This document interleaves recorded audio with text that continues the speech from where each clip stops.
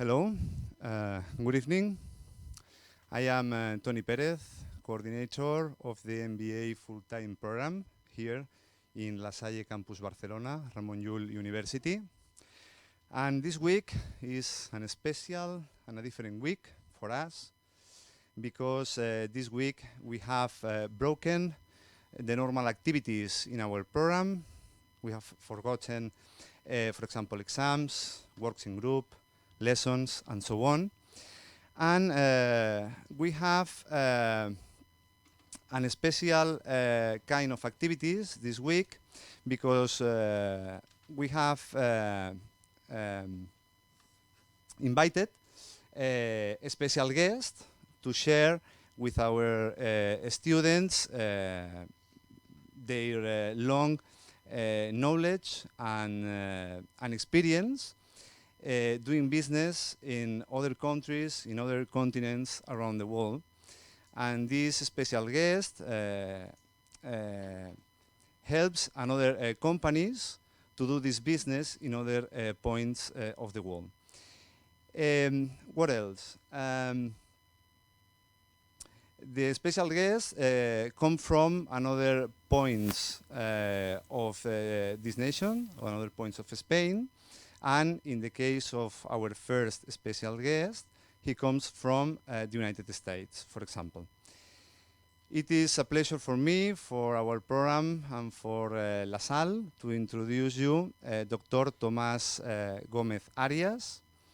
He comes from St. Mary's College University of California in the United States.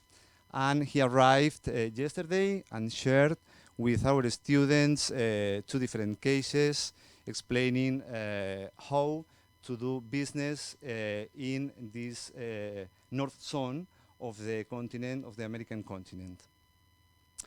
Today, Dr. Tomás has prepared a special session for all of us. I suppose that he will talk all about the economy of the new president of the United States, Donald Trump, and how these economical and political decisions can impact in the innovation and growth of the United States, and perhaps, why not, these decisions can affect the conditions of other countries in the world. After the presentation, more or less 45 minutes, okay? We will have a turn of questions, ¿vale? It's important not to interrupt the presentation of Dr. Tomás, and at the end of his presentations, the audience will take place doing the questions that you want, okay? Thank you for your attendance, and when you want. Thank you, Tony. Do I need a microphone? No, just can you keep it? Thank you. Thank you, everyone. Good evening. It's a pleasure to be here in Barcelona once again. It's one of those cities that is always a pleasure to visit. And I come from St. Mary's College of California, right outside San Francisco, which many people compare to Barcelona. What we are going to talk about today is growth and innovation in a Trumpian economy. Something that Tony and I agreed that was something current and something that could be interesting and could lead to some interesting discussion after you stop listening to me and we open the floor for questions. But after we agreed on talking about that, I started scratching my head. How am I going to deal with this? Because I think you agree that Donald Trump is, to say the least, controversial, right? So I was trying to separate political opinion from what we actually know about his economic policies as they start to be implemented. And he has been in office for less than a month. He has been in office for 3 to 4 weeks now. So we have limited information about what he is going to do. So I thought, okay, this is what we are going to do. Okay? So we will start with a discussion of what makes the US economy successful. And let's assume that the US economy is successful, just for the sake of the argument. Once we have talked about that, we can talk about the actual decisions that President Trump has made so far. So I have picked the executive orders and memos and other decisions, executive decisions he has made so far, and how they impact innovation and growth in the short term and in the long run. Okay, because some of them may have different impacts. That will define certain patterns, at least from what we know so far, certain patterns of action, of where those policies are going. And then we will revisit those determinants of economic success in the US economy and see what is the impact on those determinants of economic success. And let's see which ones may be unaffected, which ones may be impacted positively, which ones may be impacted negatively. And this will be my assessment. And some of you may disagree with that, and that can lead to an interesting conversation afterwards. What I will try not to talk about is politics. I'm a professor in the business school. I'm not a professor in the politics department. Okay, so I will try to stick to economics and business. That's what I'm supposed to know about. I have my own political opinions, but that's a different story. Okay. Although if there are questions afterwards, I'm happy to answer those, but I will not start with that. Does it sound like a plan? Okay, and at the end we will have questions and answers, and we can open the floor for discussion.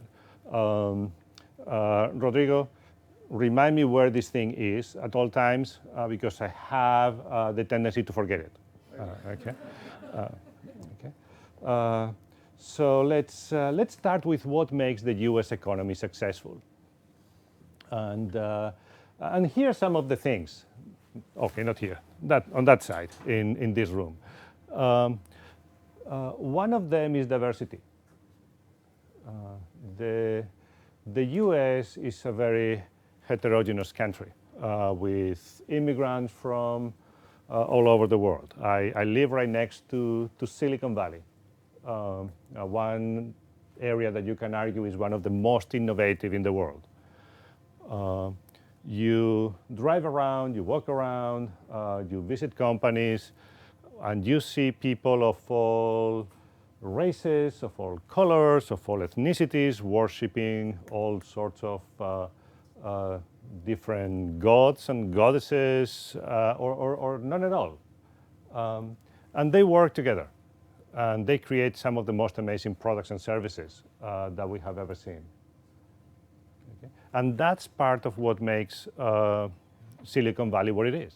The fact that you have people from very, very different backgrounds, and you put them together, and they talk to each other, and they discuss with each other, and they approach problems in different ways and from different perspectives. And that is important. That creates an environment where they make each other more successful. Okay, so I would argue that's one of the reasons why the U.S. is successful. Another one is political stability. The U.S. Constitution is about 250 years old. It's one of the oldest constitutions in the world, surpassed only by the British Constitution, which is not written, but they say it's about 800 to 1,000 years old. It depends who you ask. Right? And they have kept things really, really stable. The peaceful transition of power happens every 4 years. You may like a president or not, but you know there will be another eventually, within 4 or 8 years. There's a process of checks and balances. that allows policies to be implemented at a certain pace and in a manner that is consistent with each other and with certain procedures. And that eases investors' concerns. Right? When you invest and you invest for the long run, and when we are concerned with growth in the long run, investment is one of the key factors. You want that political stability. You don't want to be waking up every morning wondering what happened today. Okay, what unexpected decision has been made that is going to impact my investment in ways that could be unexpected.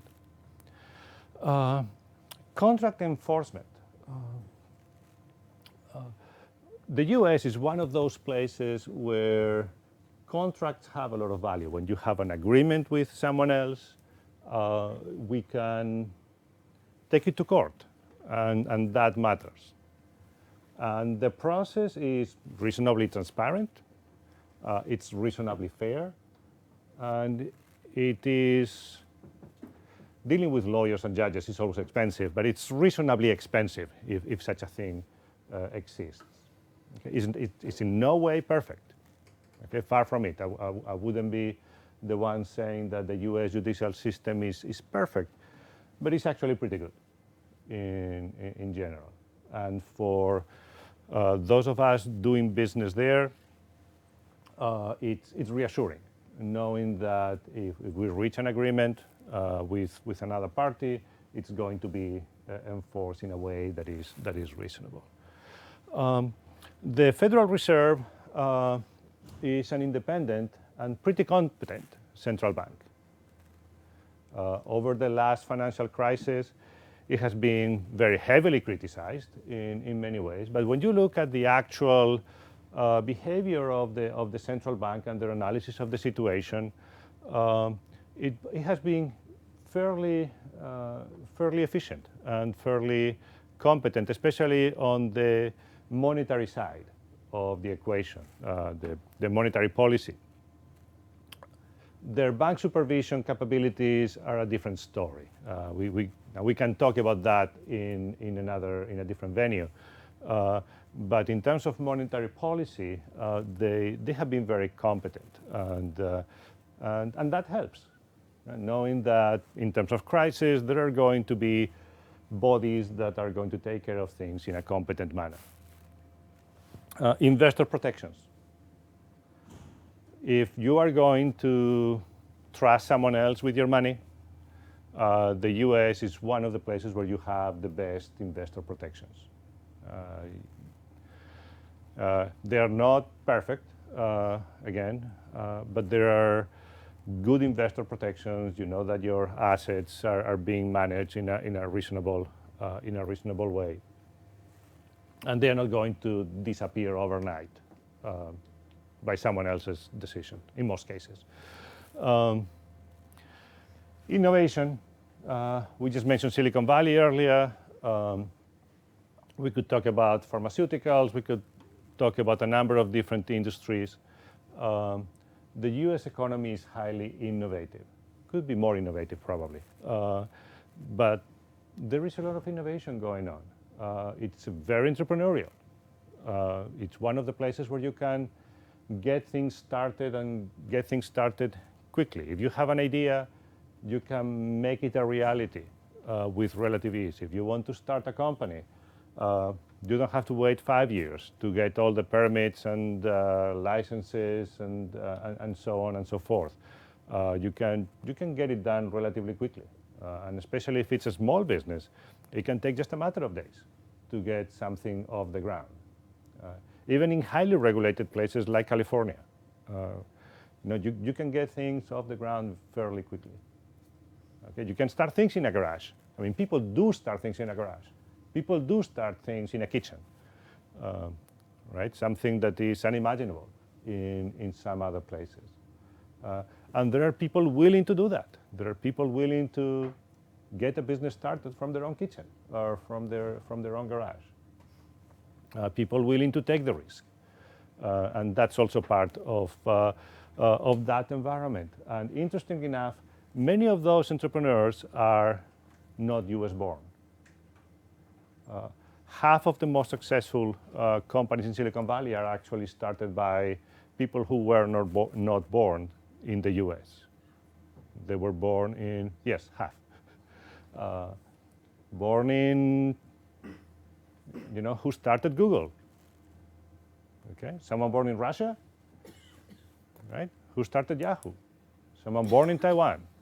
Right? So think about that. Right? That's what we see. There is corruption in the U.S. Like there is corruption everywhere. However, when you look at indices like Transparency International, for example, or others that try to rank, try to rate how much corruption there is in one country, the U.S. tends to be towards the top, not at the very top.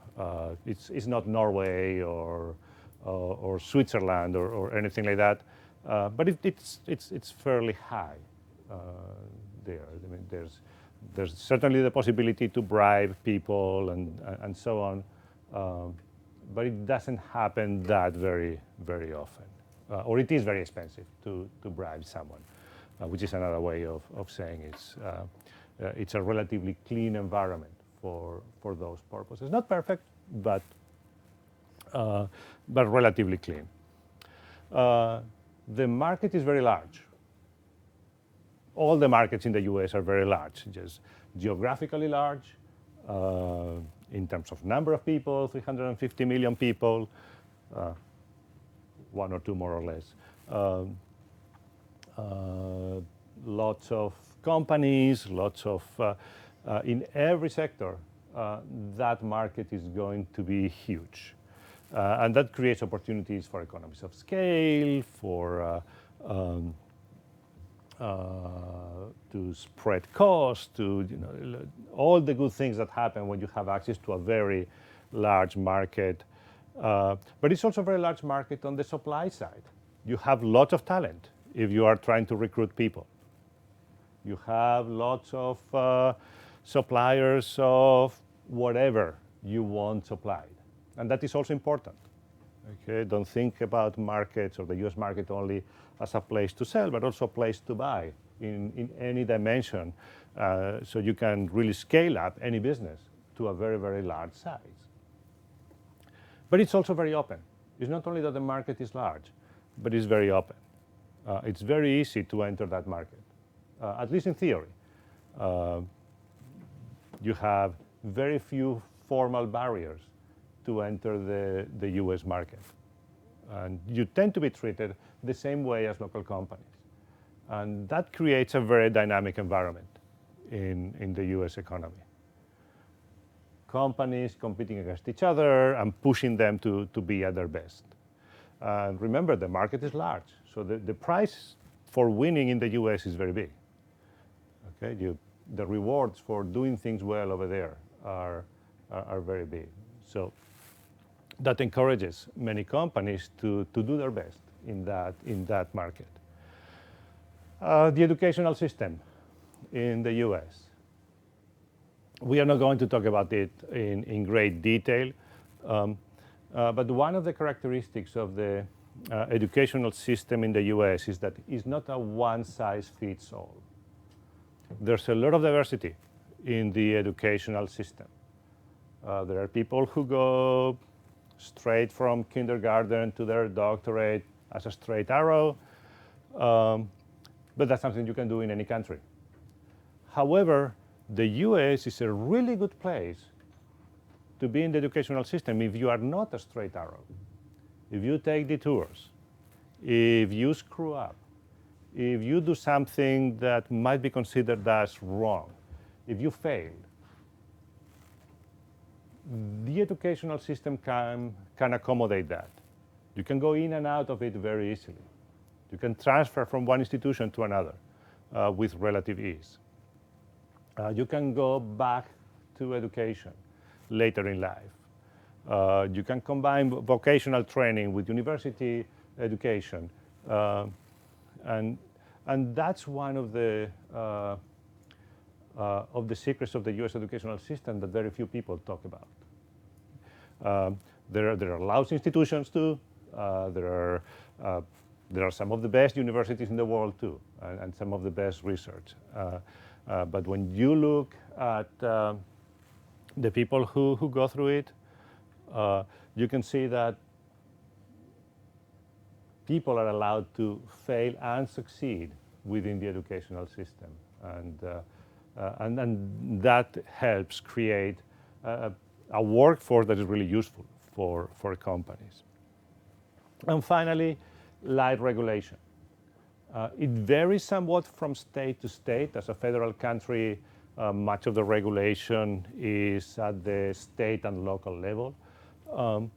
But in general, the approach to regulation in the US is a light touch. That's actually a British term, but it applies to the US too. Regulation tends not to be very heavy-handed, not to intrude too much in business. With some variations, and some people will think that in their particular industry it's absolutely awful. But when you compare from one country to another, when you look at more objective assessments from institutions like the World Bank and their Doing Business program, their objective measures show that regulation tends to be relatively light, allowing for entrepreneurs and companies to succeed and flourish.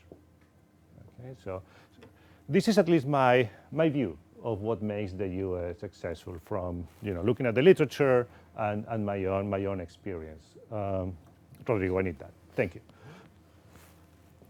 Okay, so what I'm going to do now is take a look at the different decisions coming out of the White House over the last 3 or 4 weeks, and how I see them, how I see that they have an impact on the U.S. economy and what we can expect, what they indicate. So Mr. Trump started with something he had promised during the campaign trail, which is getting rid of the Affordable Care Act. As a form of background, the Affordable Care Act was the signature program legislation from the Obama administration trying to extend health insurance to millions of Americans who were out of the insurance market. And some of the main provisions were the obligation of individuals to have health insurance. Okay, so everyone has to be insured. So that people can get insurance, they create the creation of exchanges and subsidies associated with them for people to be able to buy insurance in the private market. The removal or the proscription of using pre-existing conditions to screen potential insured individuals. In the past, if you were sick, an insurer could say, sorry, Thomas, I am not going to insure you, or I'm going to charge you $200,000 a year to buy health insurance. Now, that is not the case. You cannot be rejected just because you are sick. Right? That's a combination of two policies, two clauses in the law. Right? You force everyone to buy insurance, but then you force the insurers to accept them. Right? So that you can pool risks, and those of you working in insurance know what all that does to an insurance market. Okay. And there were some other provisions associated with it in terms of what insurance has to include and cover and so on. And there were some discussions about things related to contraception and other things. But what the main provision that was controversial in the Affordable Care Act was the mandate that individuals had to buy health insurance. Okay. And that's one of the things that the Trump administration are trying to get rid of. The mandate, the obligation to buy insurance. So what is the impact of that?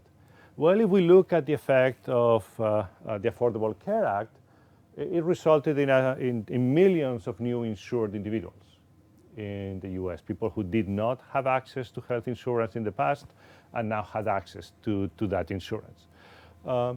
So some people are going to lose their insurance.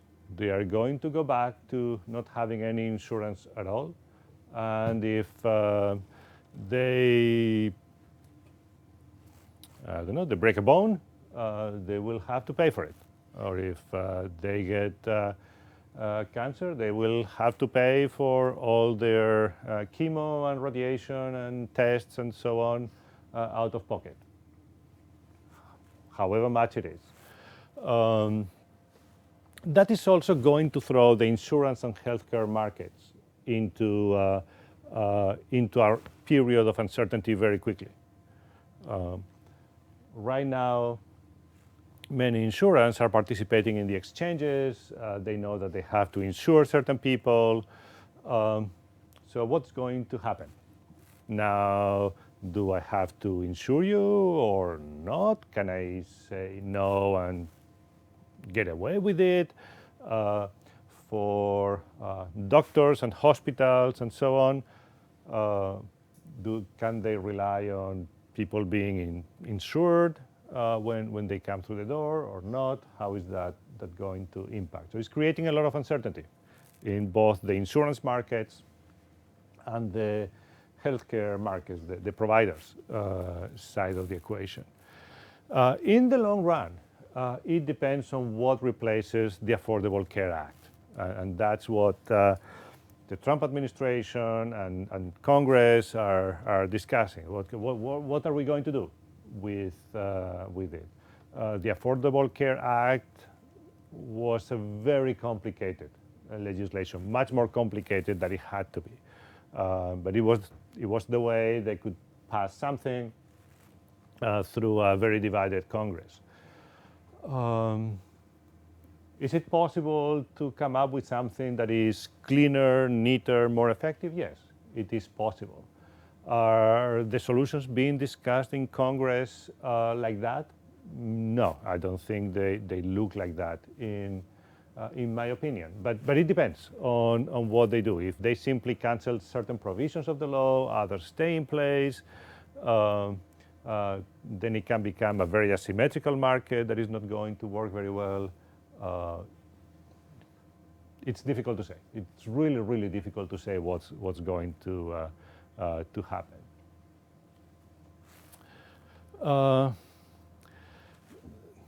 Soon after that, President Trump removed the U.S. from the Trans-Pacific Partnership negotiations. That was the free trade agreement being negotiated with countries around the Pacific, with a significant exclusion of China. China wasn't included there. It was also a new kind of free trade agreement that focused less on the removal of tariff barriers, focused more on issues of intellectual property and so on, and included very significant safeguards for issues of workers' rights, environmental issues, etc. Some environmentalists and others thought that it wasn't enough. Some others thought it was way too much. But it was part of a process of reduction of barriers to trade in the world. In one stroke, President Trump removed the U.S. from that treaty that had taken many years to negotiate. In the short run, it doesn't really matter. The TPP wasn't in place yet. It wasn't working. It still had to be ratified by a number of countries. So the status quo remains. But in the long run, it's a major departure from U.S. trade policy. Over the last 50 or 60 years, the US has consistently worked towards higher levels of trade liberalization. Sometimes faster, sometimes slower, but it has been always in the same directions with Republican and Democratic presidents. Some of them were more focused on certain areas of the world, some others were focused on other areas of the world, some of them focused more on certain industries, but by and large, the movement was always in the same direction. This is a major departure, and it is consistent with the rhetoric during the campaign towards a more protectionist stance in trade matters, in international trade matters. Okay. Given the size of the US economy, having a closer economy, being more protectionist, doesn't have a huge impact on the US economy. Even though it is very open, companies in the US can do business with each other continuously without having to do business with companies outside the country. So a measure like this that reduces limits, constrains the liberalization of trade, will have a small impact on GDP, negative but relatively small. The impact is going to be larger for the partners of the US if we continue in this direction, and other agreements like NAFTA and others are removed from the books. Okay. All right. Same day, another memorandum instructing all government agencies to freeze hiring. Okay. With some exceptions. Exceptions are law enforcement and the military. Okay. So what is the impact of a hiring freeze? In fact, it's very small. It may mean some savings in the short run, a few positions that are going to be delayed in terms of being filled. There may be the occasional disruption to some government services because you don't have enough people. But the current impact is really non-existent. Basically, making life difficult for managers within the administration. The long-term impact, one of the goals of the Republican Party and Donald Trump during the campaign trail was to reduce the size of government. There is a long history in this side of the political spectrum. There's a long history of seeing the government as a problem that has to be reduced, has to be constrained. Okay, and that's what this memo signifies, right? That intent to reduce the size of the U.S. federal government. This applies to federal employees. However, it excludes the military, which is the most expensive side of the U.S. government. Okay, so this could be consistent with actually an increase in spending, right? So this is one of those things that I see as looks good on TV or sounds good on TV, but is not necessarily going to have any significant impact on either the federal government or the U.S. economy.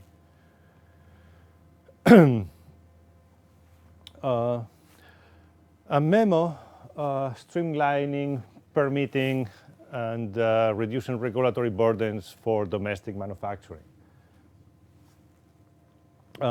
This is a memo that instructs government agencies to apply existing regulation and existing legislation in the way that minimizes the burden on companies and individuals, and especially when it affects manufacturing. Okay, so if there are two possible interpretations of the regulation, if there are ways to make it faster, etc., he's instructing all government agencies to do it. So is it going to have any impact in the short run? Maybe things can be a little bit faster. There may be a manufacturing plant that gets their permit a week earlier. That's probably a project that takes 2 or 3 years to work. You get 1 extra week. So there's some minor improvement there in terms of timing and the associated savings. But what is really behind it is when we talk about the federal permitting process, it mostly has to do with environmental regulation. Okay, that's where most of the licensing and the delays are concentrated. So that means removing those barriers might actually mean a somewhat increase in economic activity, since things can be done faster. There may be a few projects in the margins that will be done and might have been rejected with the previous interpretation of the regulations. There may also be some additional environmental impact. Okay, things that would cause a certain amount of environmental damage now will be approved when they wouldn't have been approved in the past. In any case, my reading is that the impact is going to be relatively small. It depends on how it's actually implemented, and the assessment is also going to depend on what value you place on environmental protection.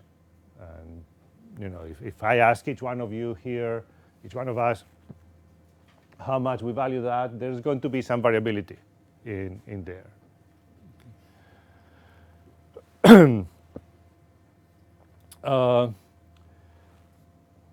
Executive order expediting environmental reviews of infrastructure projects. The previous one was focused on manufacturing. This one focuses on infrastructure projects, railways and roads and freeways and so on. What is the impact of that? In the short run, really none. When you think about building a new port or building a new freeway or building a new railway, that's a long project. It takes years to plan, even more years to build. So any impact is going to be over a long period of time. Long-term impact, the fact is that physical infrastructure in the US is awfully obsolete and in poor maintenance. Those of us who have to drive on the freeways, we are always swearing at the potholes and the congestion and so on. Those of us who have to take the train always complain about how slow it is and how unreliable. Much of the physical infrastructure in the US in terms of transportation was built in the 60s and 70s and is not being very well maintained. Bridges are a particular problem in the US. There are lots of bridges on the US freeways and railroads, and many of them are from the first half of the 20th century. And some of them even older, and they are not in good condition. Once in a while, one falls. Okay, so yes, if actually this gets implemented and some infrastructure projects go ahead because of this, this might have some positive impact on economic activity within the US.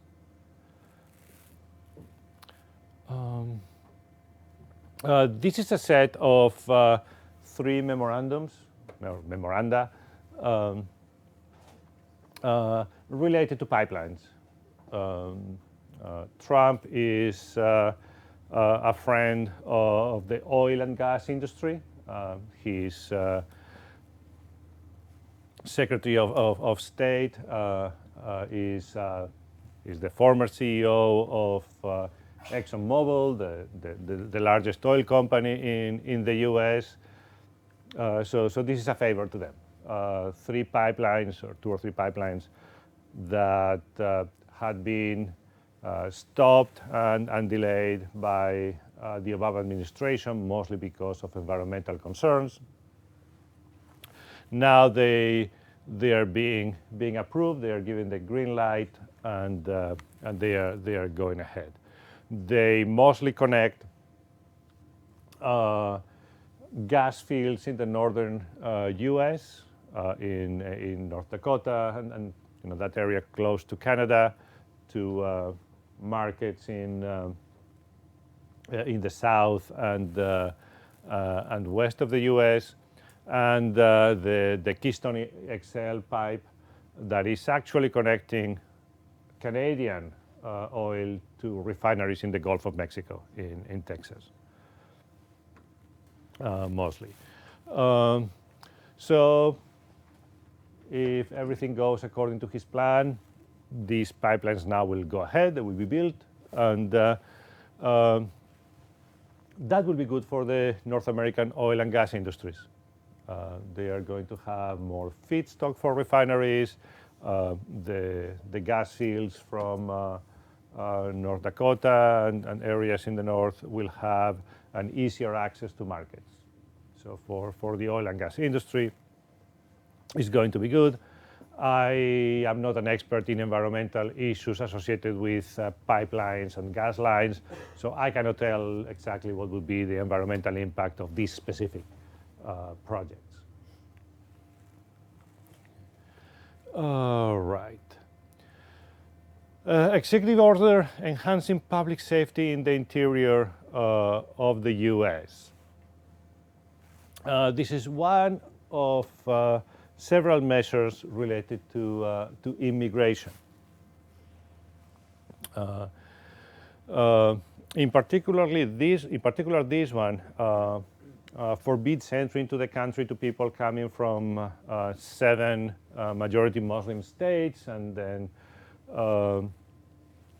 limit the ability of refugees to come into the country, and so on. It accelerates deportation processes for some people.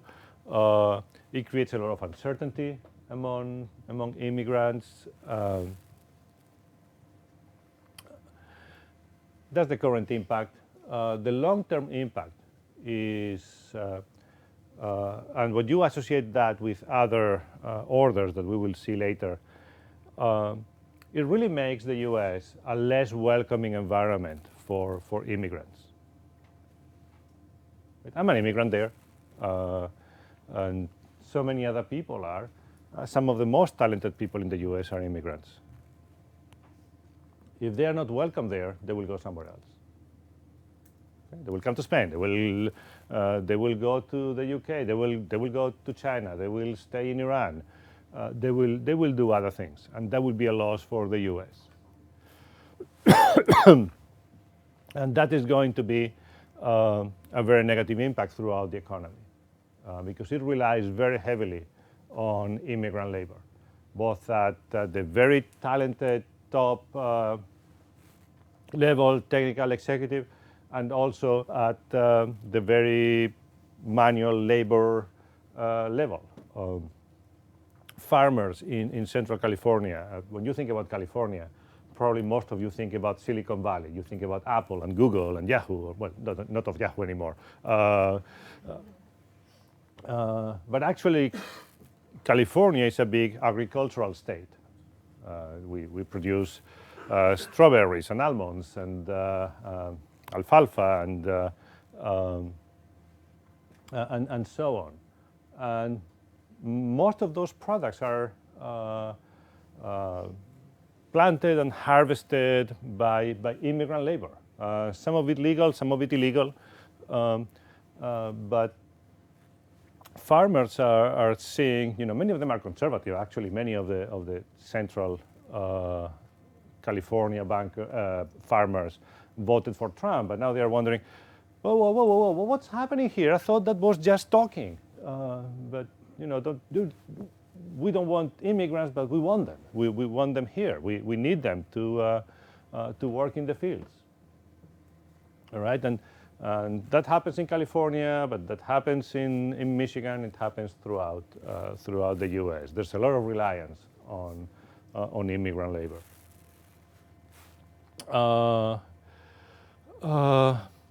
There's another executive order on border security and immigration enforcement improvements. It sounds great. It's actually the one building the wall, the famous wall. This is the order that says, let's build it.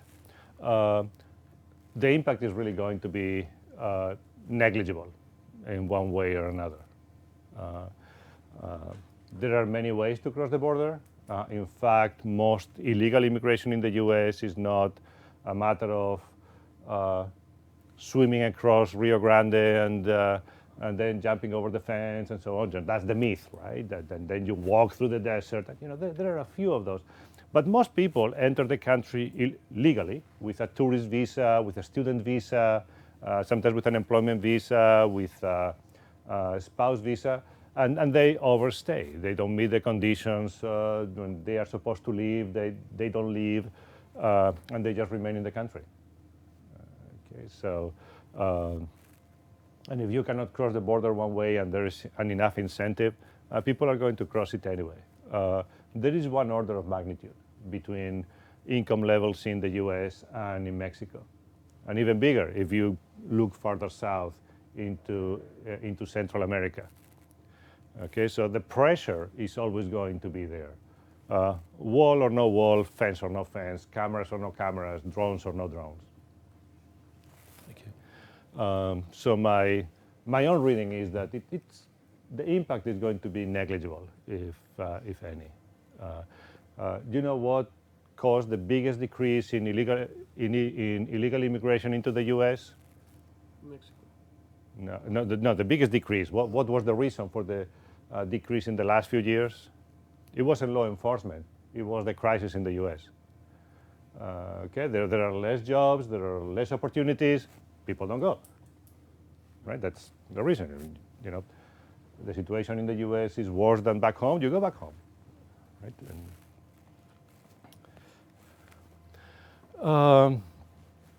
Memorandum regarding rebuilding the armed forces. This is an order to look at how the military needs to be reshaped, grown, and mostly expanded. That's what it's trying to look at. The current impact is very limited. It's none really. It's going to take a while to change that.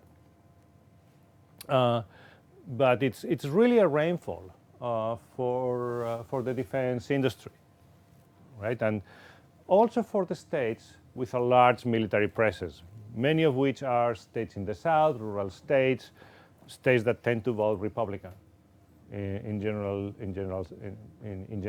and areas where so for some people, for some states in a particular one or two industries, that is going to have a very positive effect. Having right now, or actually over the last quite some years, both the Obama and the Bush administrations, there have been rethinking of the military presence within the U.S. How many bases, which ones to maintain, which ones to close, and there have been some closings of bases. And this reverses that process and looks at having more military personnel in general. If, and this is a big if, what they eventually decide is that some of that reinvestment in military capabilities has to do with research and development and military technologies, that actually could have some civilian spillovers and effect on innovation and business opportunities. Right? When you think of some of the technologies we use today, they are actually military technologies that have been transferred to the civilian sector. Right? When you think about the internet, that's a military project that eventually was used for civilian purposes. When you think about Google Maps, that was actually developed at one of the national labs taking care of nuclear weapons, and eventually it was used for commercial purposes. So, it depends on implementation, what they actually do with it. If they only focus on buying new gadgets and employing more people, then it's going to have just the expansionary effect of additional government spending in a very traditional Keynesian way. Executive order protecting the nation from foreign terrorist entry into the US, basically that closed the border to people from certain countries for a period of time. This is the one that had the biggest short-term impact, and the impact was a big mess. Really a big mess. This is the order that has been stopped in the courts and created havoc at airports and other ports of entry. Just like other measures, it makes the US less appealing. And it has impacted everyone. Because so many people have international connections in some ways, so many people in many areas are immigrants. You have students who went home for Christmas and couldn't come back to school. Right? You know, I have a student of mine. He went to Iran to see their parents for Christmas, couldn't come back. I think this week he's able to get a visa. You know, they already had their visa, they had their permits, whatever. You know, once they got to the airport, they were told, no, thank you very much, stay there. And that creates the sort of uncertainty and an environment in which people would prefer other places to go, right? If you are a scientist, an engineer, a programmer, and you run into that kind of problem when you went home for the holidays and now you're trying to go back to wherever, to Boeing, to Google, to you know, your position as a professor at a university, what are you going to do? You're probably going to look for a job somewhere else, right? You're going to look, you know, can I work in Germany or in Switzerland or in the United Arab Emirates for that matter.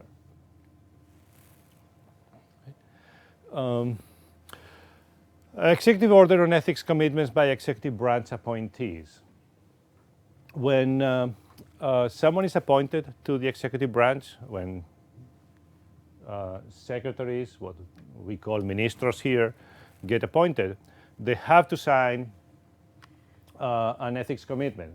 And that varies actually from, it's not regulated, it's something that the president can change for his or her own cabinet whenever they are appointed. The Obama administration made some changes, making it more stringent so that there will be more limits to ministers or secretaries working with companies, becoming lobbyists becoming secretaries, and having that revolving door where opportunities for corruption and appear, and then at least the appearance of impropriety. The short-term impact is probably none. But the long-term one is that companies are likely to engage in more rent-seeking behavior. Rather than looking at innovation and creating new markets, etc., they are going to have more opportunities to try to cozy up to people in government and try to get favors there, rather than compete with each other on their technology. And that will reduce productive investment, the kind that creates employment and wealth. And it may impact regulation. The more regulation is shaped by the industry that is being regulated, the less sound it tends to be.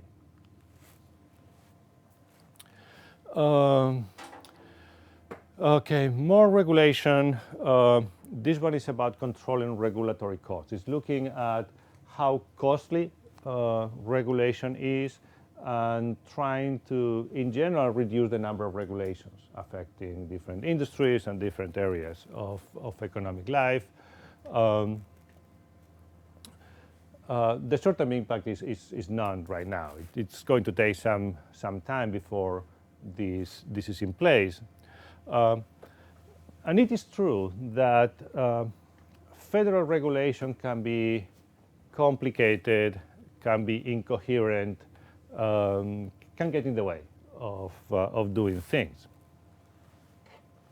But it's going to depend on what regulations are removed, what regulations stay. It varies. You know, some regulations don't make a lot of sense. It's a good idea to get rid of them. You know, it's a good idea to take a look at your regulation once in a while and clean it up. Some other regulation has very good reasons to be there, and they actually make the whole system more efficient. So it's going to depend on what stays and what goes. There may be a positive impact on some highly regulated activities, right, in like energy or finance. And actually there are some executive orders focusing specifically on finance. Okay?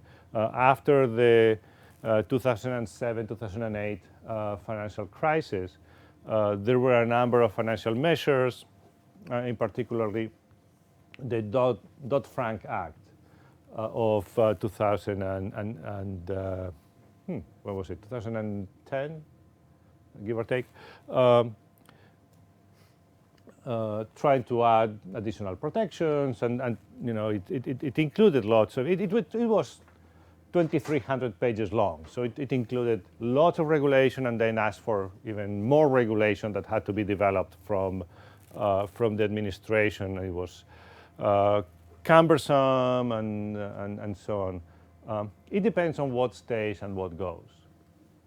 Okay, some of those provisions were reasonable. The Consumer Financial Protection Agency was created there. There was more transparency, conflict of interest regulation, etc.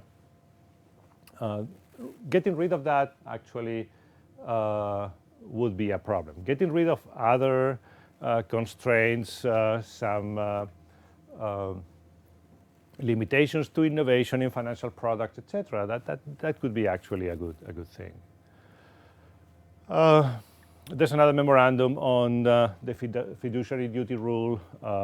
This is a very specific one. It looks at financial investors and the responsibility they take when they provide advice, and whether they can be sued for providing bad advice in there. He's trying to remove it. That may increase the risk somewhat for retail investors because they may get less sound advice.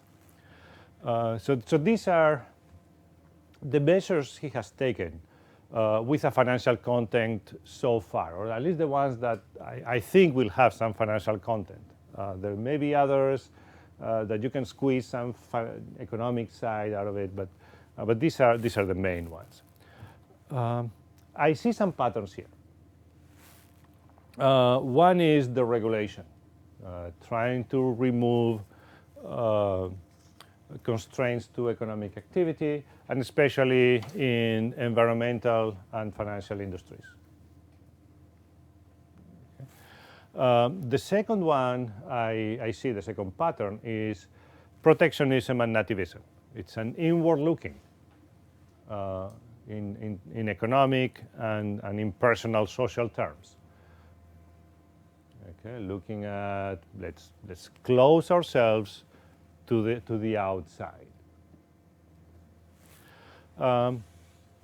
I actually see an increase in federal spending. Okay, when you look at the federal budget in the U.S., it has actually 4 parts, or actually 3. You have the entitlement programs, Social Security and Medicare, that's pensions and health care for the elderly, and those are untouchable unless you legislate that they have to be changed, and that would be a nuclear bomb if you change it, because nobody would go for a reduction in pensions or or Medicare. It's interesting how some people don't associate those programs with being part of the government. You would see people talking about, I don't want the government to have anything to do with Medicare or with Social Security, except that Medicare and Social Security are the government. But there is, and then the other two parts are this, the military and then discretionary spending. Discretionary spending, the one that can be altered through the budget process, is the smallest of them all. Okay. Now, there is an increase in federal spending in military and law enforcement. Okay, so that's what I see. And then coziness with business, getting close to specific industries and doing what they prefer to get their business done. Okay, so these are the four patterns I can see so far in what has been decided. How is that going to impact those determinants of success in the US economy? All right, so I did some arrows here. Right? So in terms of diversity, this is going down. Okay. All the policies so far that we have seen and the ones that have been talked about suggest a more nativist approach, reducing immigration, reducing the entrance of refugees, putting additional barriers to talent coming into the US. Okay, so that is going to have a negative effect on the diversity of the US society and the US economy. And I think that's pretty clear and very significant. Political stability. The way measures are being taken over the last 3 weeks suggests that we should be ready for 4 years of surprises. Investors don't like surprises. Okay, but I think we should expect some of those. Okay, the US is not going to become Italy anytime soon, but it's getting closer. Okay, so political stability is going to decline. From the current executive orders, it's not clear that there is going to be a decline in the ability of the US to enforce contracts. But the rhetoric suggests that there may be something about that. When President Trump found that his executive order had been stopped by the courts, and even a federal appeals court had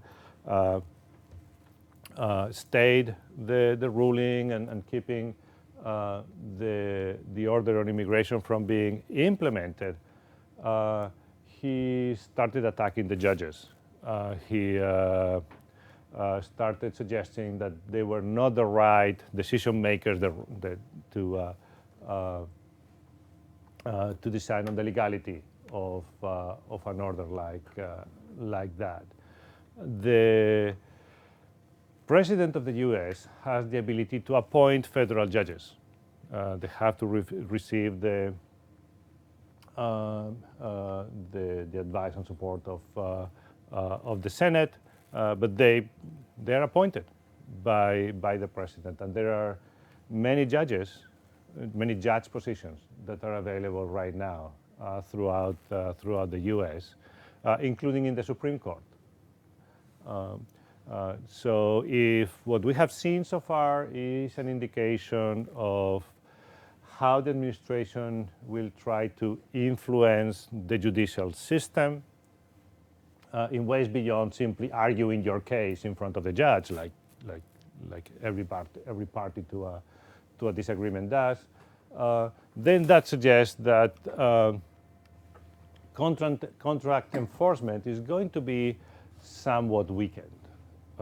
I don't think it's going to be a lot. I think the judicial system is by and large solid in the U.S., but it raises some concerns. Central bank independence and competence. I don't think central bankers will become any dumber anytime soon. In fact, today, Janet Yellen, the chairwoman of the Federal Reserve, was testifying in Congress this morning over there, today, later in the afternoon here, and she was talking about the economic impacts of what we have seen so far, and when she was talking about the risks to the U.S. economy, she was very clear, saying, one of the main risks is fiscal policy and productivity policy. We don't know what this. Well, she didn't use these words. I'm paraphrasing, but we don't know what this administration is going to do. And depending on what they do, the impact could be negative or positive, and we will incorporate those measures once we see something, right? And we will incorporate that into our forecast. But as of now, we see that as a risk and an area of uncertainty. Central bank independence, that's a different story. Governors to the Federal Reserve are appointed by the president. And when he was a candidate, President Trump continuously railed against the Federal Reserve and the members of the Open Market Committee. Everything indicates that he would like to have a stronger influence on what the Federal Reserve does. He can appoint governors. In fact, there's one governor vacancy that he is going to appoint, and he has a majority in Congress, so he will be able to appoint. In fact, he appointed already someone who has a very specific political leaning. So it creates some concerns here for me. Investor protections, I would say there may be some decline. Some of those investor protections rely on international treaties, on international agreements with other countries, to the extent that all those agreements are now being called into question. That also calls into question those investor protections, especially for foreign investors. Okay, so it raises some concerns. I'm not going to pull my money out of the U.S. just yet, but it raises some concerns. In terms of corruption, we have already seen a few things, right? We have watered down the ethics commitments by members of the cabinet. The national security advisor has already had to resign because of dealings with Russia before being appointed, and there are a number of issues that suggest that this may become a bigger problem in the administration, from members of the White House staff supporting Ivanka Trump's clothing lines to other issues. The market of the U.S. will still be large, but probably not that open in the next few years. Everything indicates that some of those doors may be closing, or at least they will not continue opening during a Trump administration. Part of what makes the educational system in the U.S. good is the diversity of that educational system and the fact that it attracts some of the best people from all over the world. Right? And you go to doctoral program at the best institutions in the country, and you see people from absolutely everywhere. Okay, I look at the faculty in my own school, and there are people from 20 different countries. Okay, and there are about 50, 55 of us. Okay, so one of every, almost half of us are foreign born. Okay, and that includes people all the way from Egypt to Ukraine to South Korea to India, to you name it. Okay, not having access to that kind of talent is going to be a problem for the US. It's going to be a win for the rest of you, but it's going to be a loss for the US. And in terms of light regulation, there is a big commitment by the Trump administration to reduce regulation. So to the extent that they can do that in a conscious, intentional manner, really removing the kind of regulations that cause more harm than good, instead of the ones that help maintain the economic system in check, that can actually have a positive impact on economic activity. If we add all of them up, they tend to the negative. I'm somewhat pessimist in terms of the impact of the current and expected policies that the Trump administration is bringing to the country in terms of their impact on innovation and economic growth. It is true that stock markets have been going up ever since Donald Trump was, actually since he was elected. But I attribute that mostly to his promises of a reduction in tax rates for corporations, which is one of the things he has promised. There's nothing in the books yet, but that's one of the promises. If it gets implemented, that would put a lot of cash in the hands of corporations. It would also mean a reduction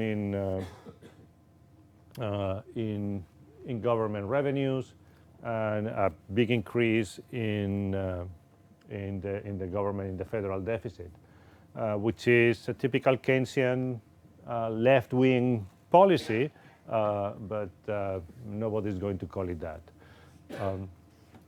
So that's my general impression of what the Trumpian economy can look like over the next 4 years, perhaps 8 years. And with that, I really appreciate you listening, and I want to open the floor for any questions, comments, suggestions any of you may have. I think you have to raise your hands and wait for a microphone to come to you. There was a microphone somewhere. Where is? Oh, over there. Okay.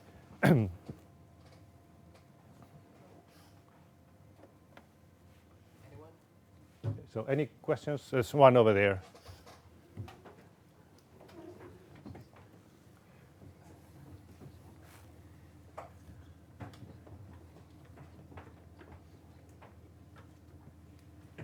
Hello. Hi, Thomas.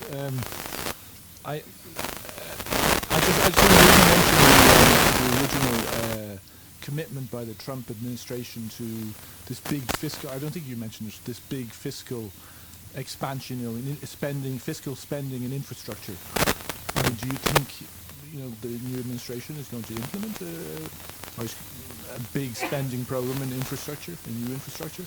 The details I have seen rely more on private funding than public funding.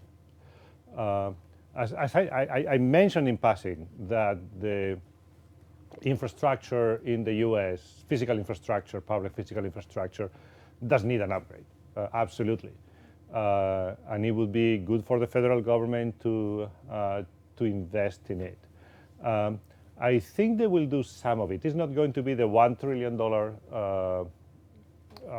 program that was mentioned or hinted at some point during the campaign, but any investment in infrastructure that gets done and an increase in that investment is going to be positive for the U.S. economy. And it will have to be driven by federal spending. The private sector is not going to engage in it.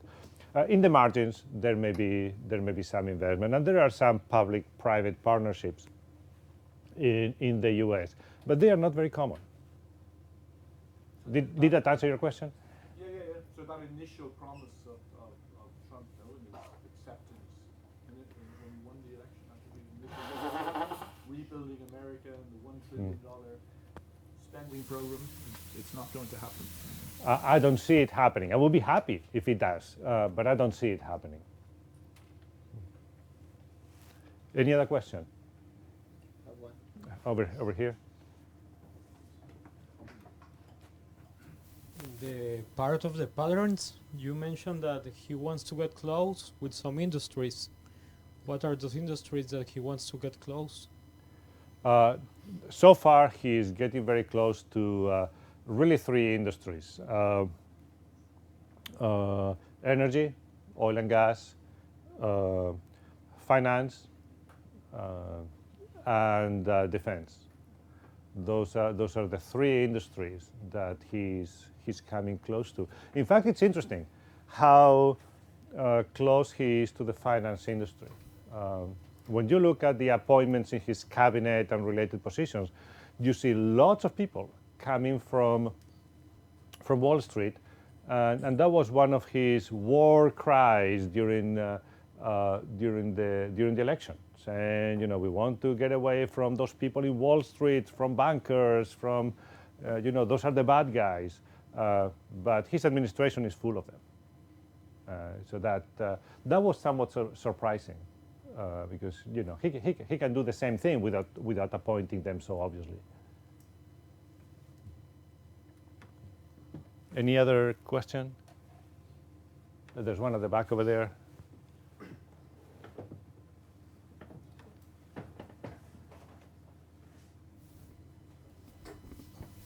Hola, Tomás. So in the past, in the U.S., we've known that the manufacturing facilities have been a gateway for the middle class, for families to be enter the middle class in the United States. And in the past, we've seen that shipped off overseas. And one of Trump's promises was to bring back those manufacturing jobs to America. I just wanted to know how you would see that impacting the gap in between the social classes in the United States. It is true that for about a generation, manufacturing was where the middle class was, right? And that allowed some social mobility there. There is the myth that the decline in manufacturing in the U.S. is related to openness to trade and factories moving from one location to another. Anyone who works in industry knows that that is not the case. You don't move a factory, right? You don't move jobs from one place to another. What has been happening is new jobs have been created elsewhere because the economic conditions are appropriate, there are the right kind of labor, etc. And in the U.S., there has been mostly a process of automation. So the kind of new jobs that are being created in the U.S. are actually taking two very wide paths. In a way, hollowing out the middle class. You have very high-paying jobs for the highly educated, and then very low-paying jobs for those with education. And really, the thing that it is education that splits those markets from each other, splits them apart. And that is not going to change with trade policy. Maybe at the margin, you can get 100 jobs here, 100 jobs there, but that is not going to change. It is education that can change it. It can make people employable in the higher paying industries where there is actually a shortage of employees. That's why many companies want to increase the H-1B visa programs, which is the one that allows companies to import labor from other countries, from India, from China, from many other places.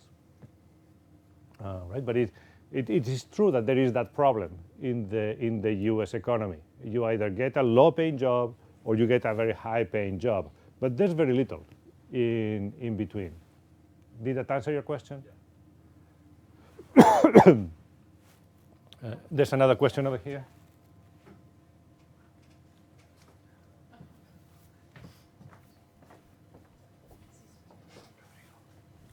All right, over there. Jose Paredes is asking, you mostly talk about negative impacts, but what about opportunities, if there are any? I mentioned a couple of positive areas or potentially positive impacts. Defense spending, if it's focused on research and development, can have a positive impact on innovation. Silicon Valley was born out of military research and development. So that can be one. Regulation, depending on how the deregulation process takes place, actually that can be a very healthy process if it's done well and intentionally. Some of the regulation, the tax code in the US, for example, is absolutely horrible. It's complicated, it's full of exceptions to the exceptions to the exceptions to the exceptions, and it can really use an overhaul. So if they take the opportunity to do that, that can be actually very positive for the US. Some environmental regulation can also use some streamlining.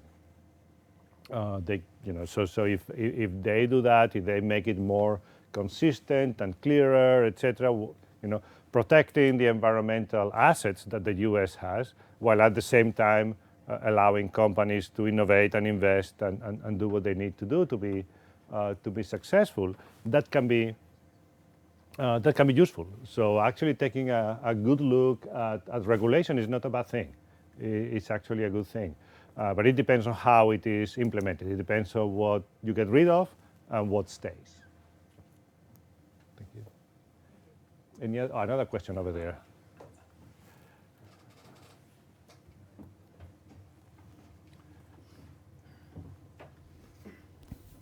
Just to expand a little bit on that question. Your assessment long term is quite negative, no, for the United States. Mm-hmm. But what is bad for the United States? Is it an impact on other countries? Some of it can be positive for other countries.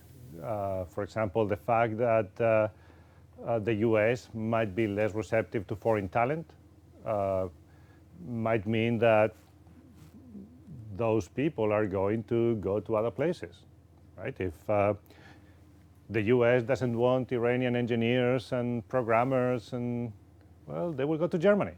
That would be good for Germany, right? If Mexican students are not welcome in the US, they will come to Spain, right? They will come to Barcelona, and I don't blame them for that. Right? So that can be positive for others. Becoming less open to trade, that actually hurts everyone. It hurts the US, it hurts our partners. It hurts everyone. In general, anything that increases that improves the economy of a country has spillover effects to countries around them. Right? So a good economy in the US is good for Mexico, is good for Canada, is good for people around the US. Did that answer your question? Yeah. I just wonder if you see do you see Europe capable of sort of maybe assuming a new sort of leadership role that the United States is abandoning, or China, for example? I would prefer Europe to take that role rather than China. But yeah, do I see Europe as capable of doing that? No. Right now, I don't think. All right, I'm not an expert in European economy, so I will say that. So it's a very biased and very partial view. But over the last probably 20 years, there has been a big lack of leadership within Europe, right, in terms of their ability to be on the right side of issues with a strong, united voice, right? They have tended to have a very fragmented voice and arriving late to most big issues in the world. I would love for that to change, but given what I see going on around here, and you see more than I do, but from what I see, I don't see Europe taking that role anytime soon. China is more than willing to. China, what, sorry? China is more than willing to take that role, or Russia. Yeah.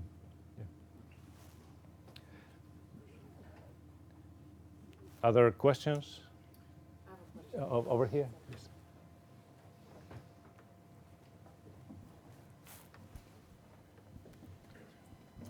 In your scenario, who's going to pay for the wall? Because you said there were no impacts in the economy, and Who's going to pay for the wall to Mexico. Oh, for the wall with Mexico. That's a really interesting question. Nobody knows who's going to pay for it.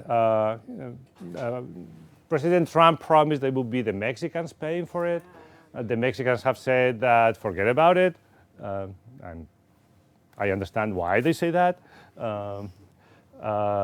There may be, if the wall is built, if the wall is going to be built, it will have to there will have to be some appropriation from Congress to pay for it. I mean, there's no other way. I don't know exactly what kind of wall will be built. It's probably going to be more a small fence rather than a big wall. But you know, Americans will have to pay for it. We will have to pay for it if we want it. It will. It will affect all of us. It will. To be honest, I don't think it's going to affect many of us. Walls are walls. They are physical barriers. But what matters today is not really the physical ones. It's very easy to go from one country to another. No. I'm not asking for the use of it, or for whether it makes sense. But for the actual cost, if he decides to do it, to keep the image that he's promised the world, that we are going to build a wall. The first thing that I'm going to do when I'm in power. And my question is, in your scenario, because you put on the screen on your slide that there would be no impact for the economy, neither in short term nor long term. I'm just asking for how do you personally see the impacts of the cost? I don't think it's going to have a big impact in general because there are many holes in any wall. Who is going to pay for it? The U.S. will pay for it. Building a wall is not that expensive. You know, building a fence is really not that expensive. This is not the Great Wall of China that they are going to build. I mean, there are some stretches of border where you have a wall already, and they're going to build some additional fences and additional drones and some more border patrols. Resources are going to be redeployed from somewhere else. I don't see it as a big impact. I see it's mostly a PR exercise than anything else. Or maybe it's wishful thinking.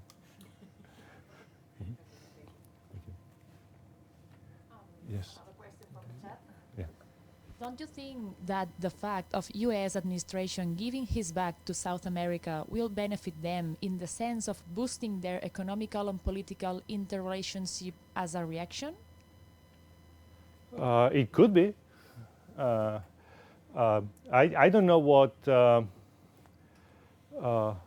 I don't know how Latin American countries are going to react to that. If they do in the way that you suggested, limiting and removing barriers among themselves and created a more integrated area with freer trade, more coordinated policies and so on, yes, it would make Latin America stronger, both economically and politically in the world. And I think that would be a good thing. Thank you. Any other questions?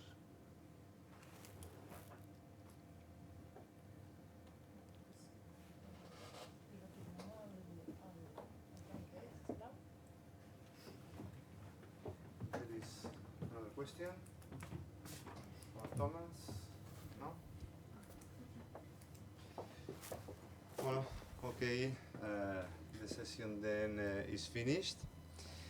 Thank you very much, Thomas, for your explanations and for answering the questions. Thank you all for having me here. Okay. And thank you very much for your attendance today in this room and the people who are following the session through the internet. Thank you very much and good evening. Bye. Thank you.